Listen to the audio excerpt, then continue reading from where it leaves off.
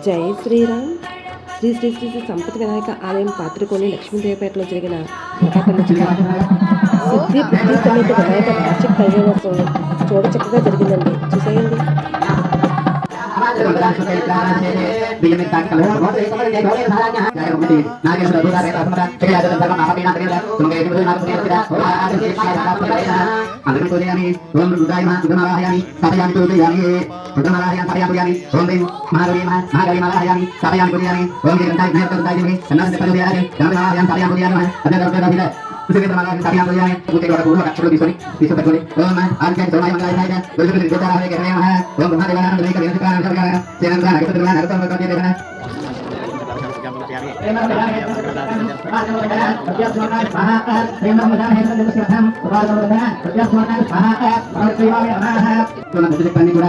దగ్గర రాకూడదని చెప్పి రక్షాలను కట్టినాం. మరి స్వామివారి ఎందుకు రక్షాలను కట్టాలి అంటే స్వామివారికి బంధనం పెడుతున్నాం. అయ్యా మీరు మా దగ్గరికి వచ్చి మాకు సహకరించడానికి మమ్మల్ని రక్షించడానికి మీరు కంకణం కట్టుకోండి అని చెప్పి ఆయన రక్షాలను కట్టినాం. అందుకు వారికి రక్షాబంధనం. తర్వాత యజ్ఞోపేత పూజ.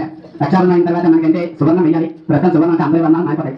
అందుకని సువర్ణం లేకుండా ఫస్ట్ అనాదిగా వస్తుంది నార యజ్ఞోపేతం వేయచ్చు. కాబట్టి నార యజ్ఞోపేతం వేశాం. ఇప్పుడు కన్యావరణలు. ఈ కన్యావరణ అన్నది ఏంటంటే ఇప్పుడంటే అందరికీ కూడా మ్యాట్రిమోనీలు, ఫేస్బుక్ లో, ట్విట్టర్లో అన్ని వచ్చి అబ్బాయి అమ్మాయి చూసుకొని చేసుకుంటున్నారు. కానీ ఇంతకు ముందు ఎవరైనా ఒక అబ్బాయిని కానీ ఒక అమ్మాయిని కానీ వెతకాలంటే కనుక ఒక బ్రహ్మగారిని పిలిచి అయ్యా మా ఊళ్ళో అబ్బాయి ఉన్నారు, మా ఇంట్లో అమ్మాయింది, వారి చక్కని అమ్మాయిని తీసుకురండి, చక్కని అబ్బాయిని తీసుకురండి అని చెప్పి దాయకత్వం ఇచ్చి పంపారు. ఇప్పుడు దాయకత్వం అన్ని వేసేస్తున్నారు. కాబట్టి దీనికి కన్యావరణ అంటారు. అలాగే మీరు కూడా ఇప్పుడు అమ్మాయిని వెతకని చెప్పి మీరు, అబ్బాయిని వెతకని చెప్పి మీరు దాయకత్వం ఇస్తున్నారు. దాన్ని కన్యావరణ అంటారు. కాబట్టి ఇటువంటి కనుక నేను చిల్లర పట్టుకోమని చెప్పాను. 100 రూపాయలు 200 మీ ఇష్టం పట్టుకోండి. పండుగ సాగమంతో చెప్తారు. త్వరగా రండి. अतः कन्यावरण कृत्वा कन्यावरण फलहान पे विषये नानादिरात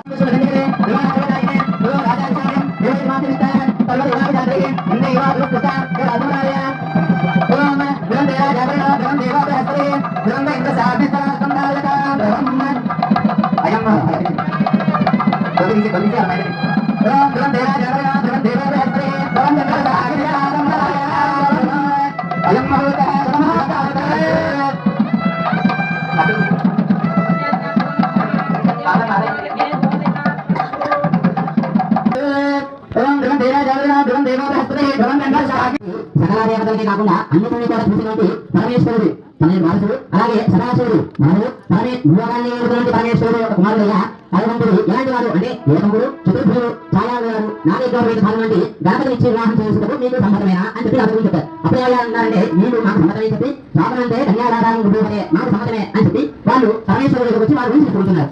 ఇప్పుడు అమ్మవారి నేను చూసాం. అమ్మవారి గుణగణాలు వాళ్ళ తాతగారు ఎవరైనా చెప్తున్నాం. బ్రతకాలండి.